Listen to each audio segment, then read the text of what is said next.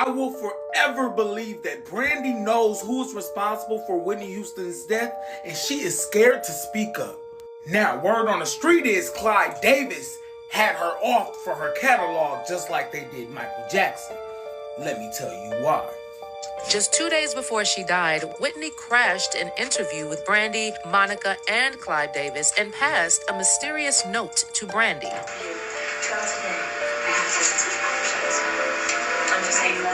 Also, did you hear Whitney repeat twice, "I nearly drowned today"? You telling me 2 days before she died, she interrupted an interview with a music mogul and two living legends to pass Brandy a note that nobody to this day knows what it says. And she says, when she interrupted this interview, very important, she says, "I nearly drowned today. I nearly drowned today." And 2 days later, she drowns. That's a coincidence. And y'all know Whitney Houston died Grammy weekend, and Clive Davis had a party in the same hotel that she passed away in, and he didn't cancel it. While her body was upstairs, he was downstairs partying the night away. You were, I think, going to go to the Clive Davis party. Yes. It was a surreal event where Whitney's body was still in the hotel, and there was this sort of party where apparently half the room were in tears, the other half were kind of partying. What did you feel about that? I thought that was complete insanity.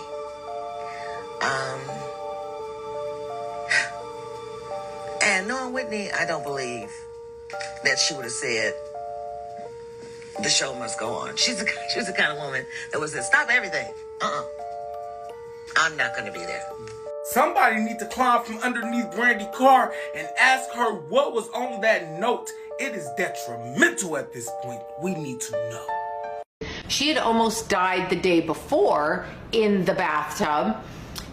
The person in the room below her had seen his ceiling leaking and had called management, and they'd gone up to her room, maybe not knowing it was her room or whatever, and they'd tried to get in, and they had to resuscitate her out of the bathtub the day before she died in the bathtub. And under very odd circumstances. There's a video on the internet, which I think we all saw, when she barged into the Grammy press room with her hair soaking in the back and trying to hand a note off to Brandy while Clive Davis was sitting next to her, and nobody knew what she was doing. She just barged in on camera like they were doing the press circuit, and in walks Whitney.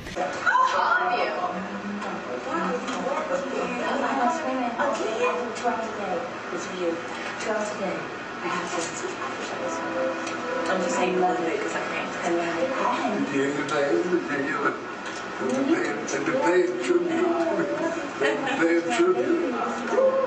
It's my dad. It's my dad. I'll see you later. I'll see you later. Mom, come see her. Come say hi to Come say hi to your godfather. Come say hi to your goddad. She was trying to warn Brandy about something in her life through her own life. So Brandy's life is a mirror for Whitney's life on some level. That's what I get there. And I feel like she was looking for people to help her, but everybody stepped away. She was absolutely shocked that she passed, which, given the fact that she almost drowned the day before, struck me as very odd. Why would you be shocked that you passed when you almost died the same way? Because she feels like she was tricked. It was a sleight of hand. There was something that was done that she didn't see and couldn't connect to, and that's how she ended up dead. So she was waiting for this to happen and thought that she was prepared to block it, and it happened anyway. She did not expect to die that way, and they snuck up on her. It was a sleight of hand. She is telling me sleight of hand. Now, what is a sleight of hand? We think of magicians when we think of that. Does she mean this is a card trick, or does she mean it's actually of magical purposes, sleight of hand, and there was something illusionary going on at the time of her passing? It was made to look one way and happened a different way. She says, okay, there's people in her family now that know specifically what happened. It's not the way it was presented. She's literally saying, and somebody else, a very close family member and or friend, has said, if you think she died in a bathtub and her daughter died the same way, you're out of your mind. She's like, that is not how I died. This is not what happened. Diddy's case is bigger than just Diddy. Mike Jeffries, the former CEO of Abercrombie and Finch, getting charged with trafficking really connects all of these dots.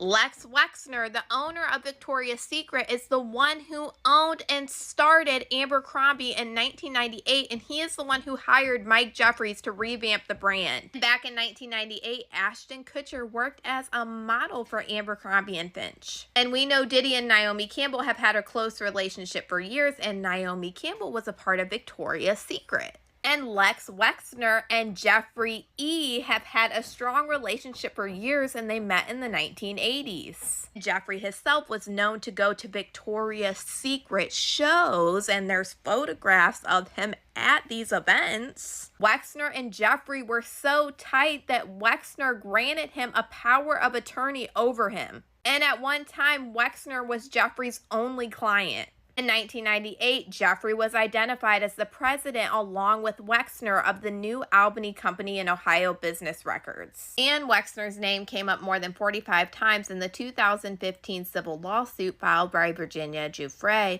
who accused Jeffrey and his partner of SA. Virginia testified that she had physical relationships with Wexner multiple different times, even though he has denied it. Naomi Campbell has been seen in multiple different photos with Ghislaine Maxwell, and she's also seen in this photo with Virginia in this photo as a minor. We have Mike Jeffries, the former CEO of Abercrombie, who is being alleged of running a trafficking ring, who was given his job at Abercrombie by Lex Wexner, who we know Lex Wexner and Jeffrey have had a close relationship for years. And Lex Wexner is the one who owns Victoria's Secret, where Naomi Campbell got her start and where we've seen her in multiple photos with people like Ghislaine Maxwell and Diddy. I mean, a lot of these dots really be connecting way too much. I mean, we even have Ashton Kutcher, who started as a model for Abercrombie & Fitch back in 1998. All of this isn't even adding the facts in Mike Jeffries' indictment, which are really scary similar to the indictment that Diddy has received.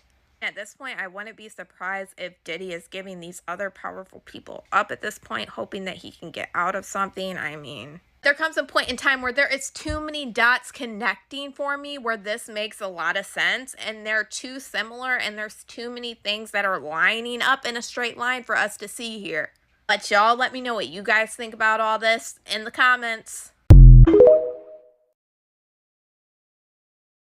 Leola Brown, Bobby Brown's sister, has said on several occasions that she was beaten. They saw her body. She didn't just die in a tub, like she was beat up. Oh, wow. Her and Clive had a fight 2 days before.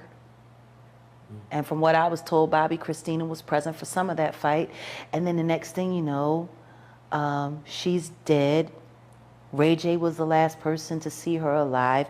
He let the drug dealer in, but she was sober, right? But he let the drug dealer in that gave her the shot. And Brandy was the one that found her. But you know, they pledge allegiance to Clive too. He needed her back, but he needed her back and under his control. Thing with her name on it is strictly for the purposes of financial gain for those who have access to her estate, including Clive Davis. Including Clive Davis. This ain't a film to celebrate Whitney Houston. This is a film to, you know, pay the piper. And I was in my room getting ready. But the strange thing is, right before I started to get ready, there was this guy and a paramedics guy in the elevator, and they were like, hurry up, she's not breathing. And later on to find out they were talking about Whitney, I was like, whoa, like this is crazy. And my mom calls me and tells me that she passed. Child, Brandy was at the same hotel as Whitney Houston on the day she died, and she didn't know what was going on. Come on. She said her mother called her and told her the news, yet she was in the same hotel. Is Brandy hiding something? Also, haven't you always thought that it was a creepy coincidence that Whitney Houston gave Brandy a private note just days before she died? And right while cameras were filming them giving a taped interview? Why not give her the note in private? But you know what else people look at when it comes to Whitney's death? Brandy's brother, Ray J. Ray J was the last person to see her alive. He let the dealer in, but she was sober, right?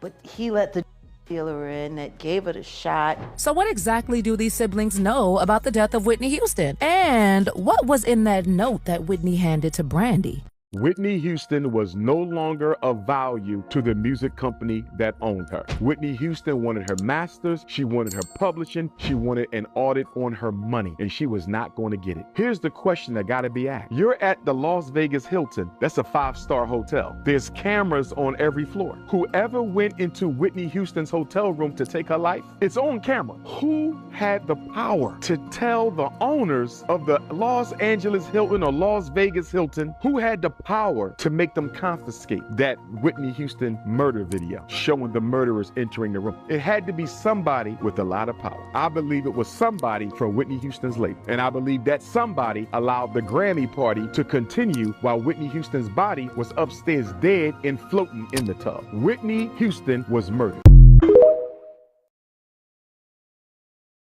Tapes of Diddy's parties have been exclusively viewed by the New York Post, and they wrote a whole article about it, details about it, when and where it happened. Now, viewer discretion is advised because we kind of have an idea of what goes down at these parties, and they talk a lot about it. I'm going to be very careful with my words, but let's get into it. So the title of this article is saying that Sean Diddy Combs would mix these very big events where these massive stars are attending with his freak-off parties. He would host the parties after these big events, and it names two in particular, the VMAs and the Super Bowl. Now, there's something very interesting about this because the Super Bowl, depending on how long you guys have been following me, I always make a video about the Super Bowl halftime show and what all of the celebrities are wearing and what they're doing. There's always some type of symbolism here, and there's always the biggest celebrities attending these events, especially with the Video Music Awards, which is the VMAs. Now let's continue to read this. Sean Diddy Combs' freak-offs often coincided with some of the biggest star-studded parties at the height of his fame, with at least 3 wild sex parties taking place hours after major events, according to a trove of video files and documents viewed exclusively by the Post. They watched this with their own eyes and then wrote this article right after. So the clip suggests that the orgies, which federal prosecutors say sometimes involved women who were threatened or coerced to perform grueling hours-long sex acts, were happening just below the surface as Diddy rubbed elbows with the biggest names in Hollywood, music, and sports. Now listen to this. In the early morning hours of August 29, 2005, the Diddy after party from the MTV VMAs was still going strong. Actress Eva Longoria chatted with Fergie in one corner, while Ice-T, Quincy Jones, NASCAR great Jeff Gordon, and Paris Hilton mingled with the guests. They show this picture, and one by one, the celebrities left the party, and there is no indication they knew about or were involved in what happened next. Soon, the event moves from inside the Space nightclub to Diddy's Miami mansion. Now, you got to know something about Space nightclub. Some people may have went, but this goes till the morning and it doesn't stop, and wild things happen at this club. From there, it appears to have descended into a ruckus sex party, according to photos and videos viewed by the Post. They are harping on this. By then, all the stars appear to have gone except one, Diddy. They were replaced by a cast of fit young women and men, all in various states of undress. Here we go. As 2 white men took turns having sex with a very young black woman who clearly had white powder under her nose. Diddy could have been seen in the background wearing a white t-shirt with the words, "God is the greatest." I mean, that's crazy. The same shirt he was photographed wearing at the VMA's after party. In another clip from the night, a couple had loud sex on a table as a group of well-dressed people stood around. This is him in his shirt. The videos reviewed by the Post are part of the same archive that includes footage that appears to show Diddy having sex with much younger male A-list star.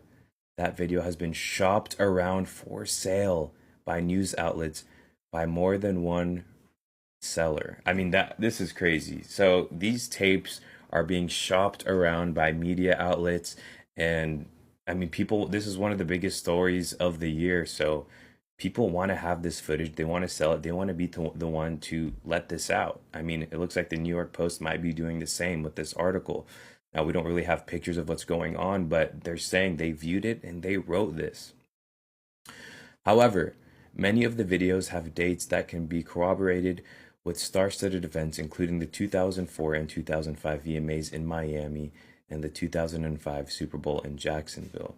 After each of these events, Diddy appears to have thrown a wild group intimate party. The alleged behavior is consistent with a similar allegation in a lawsuit filed earlier this week, which had women alleging that Diddy and a female celebrity when she was just 13 following the 2000 VMAs at Radio City Music Hall in New York.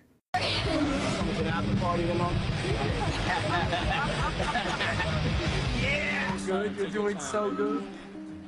I just want to say, This is heavy stuff. Diddy's attorney denied the latest allegation in his statement by saying in court the truth will prevail, that Mr. Combs has never sexually assaulted anyone, adult or minor, man or woman.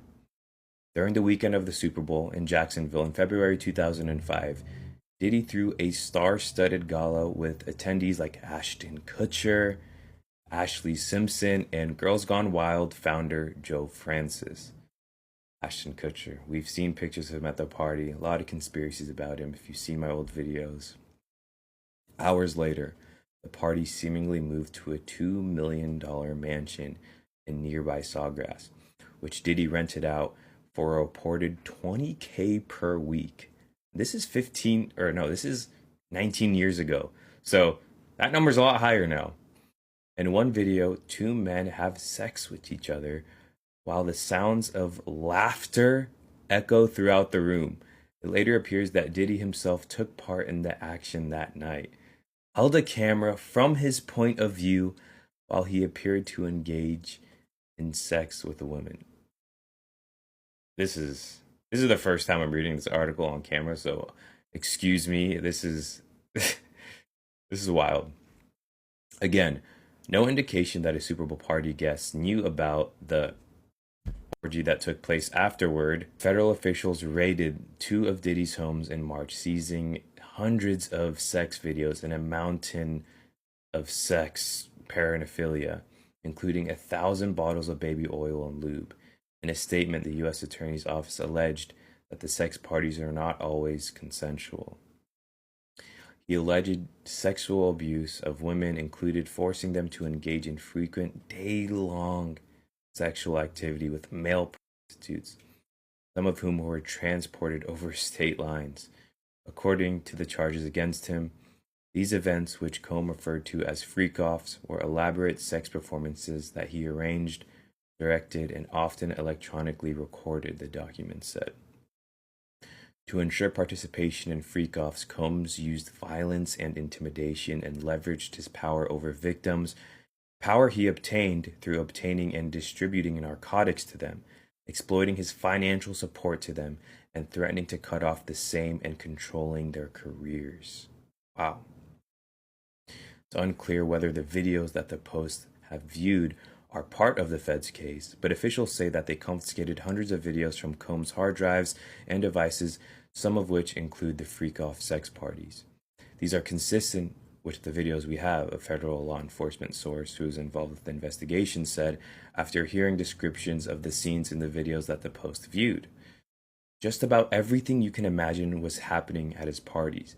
Now our job is to determine whether this was consensual for everyone involved, if anyone had been trafficked, and what laws have been broken. In the videos viewed by the Post, the identities of most of the participants are unknown. The feds believe that some of the victims in the videos they obtained were coerced to perform. Combs threatened his victims, the feds said after his arrest, including by threatening to expose the embarrassing and sensitive recordings he made of the freak-offs if women did not comply with his demands. Now, Diddy has been charged with racketeering, conspiracy, sex trafficking, and transportation to engage in prostitution. In addition to the charges, he faces a myriad of civil lawsuits from his alleged victims. He has pleaded not guilty and consistently denied wrongdoing in both criminal cases and suits.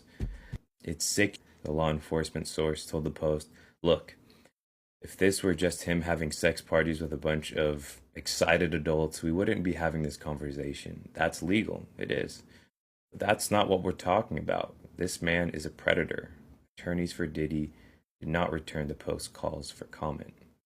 Says it all. I'm not sure how this article isn't everywhere because this is big. I mean, first of all, there were rumors of the tapes being shopped around of Diddy's parties, and then the New York Post said they exclusively viewed them and made an article about it, which we just read. And then the stuff in the article lines up with the stuff we see on social media. The 13-year-old at the VMAs, Diddy goes up to her and says, "Hey, you coming to the after party?"